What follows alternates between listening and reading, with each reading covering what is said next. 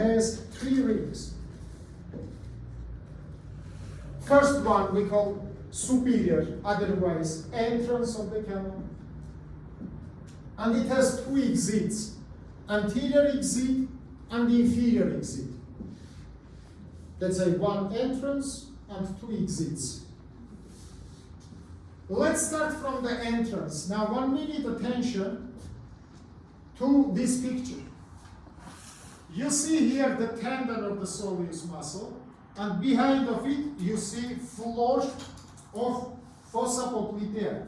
As I say you before, floor of fossa poplitea forms by planum popliteum of the femoral floor, which is covered by the oblique ligament and which is covered by capsule of the joint, and musculus popliteus, which is covered all these structures from superficial. That's it.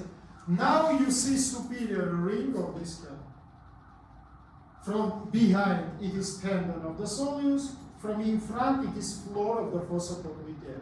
By this aperture you can see that popliteal structures and nervus tibialis enter inside of the Gruber's canal.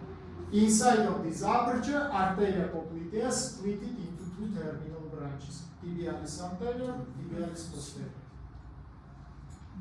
And this is understandable for you. Let's say, remember, please, once again, this is superior ring of the canal. From one side, it is floor of fossa poplitea. From another side, it is the tendon of the musculus soleus. Second ring, we call anterior exit. Anterior exit, located approximately in the level of entrance, or 1 centimeter below it, on the interosseal membrane. This is defect of interosseal membrane, aperture, hole. By this defect, one from 2 branches of popliteal artery, which we call tibialis anterior, from posterior region become to the anterior region. This is artery 16 in our picture. That's why once again, they located approximately in same level or anterior aperture little downwards. Let's say this is the defect, which is located on the interosseal membrane. By this defect, arteria tibialis anterior become into the anterior leg region. And right, please, lastly, third aperture, we call inferior exit. Inferior exit forms between 3 structures. It is the proper fascia.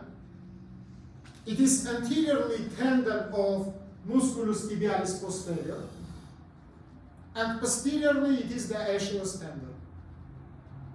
Minute attention to me, I will show it for you. Let's say behind of the my medial malleolus, just behind of the malleolus, we have the tendon of tibialis posterior. Posteriorly we have the Achilles tendon, and between them there are space. You see now I inserted my finger into this space. This space is called canalis malleolaris.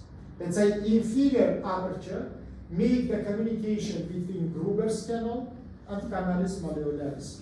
From Gruber's canal, posterior tibial vessels and nervus tibialis by this inferior aperture become to the canalis malleolaris.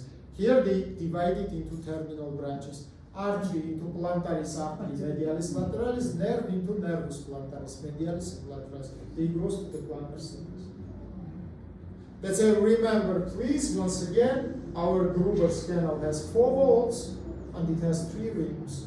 Superior entrance and 2 exits, anterior and inferior. Do you have any questions? Write the name of second question.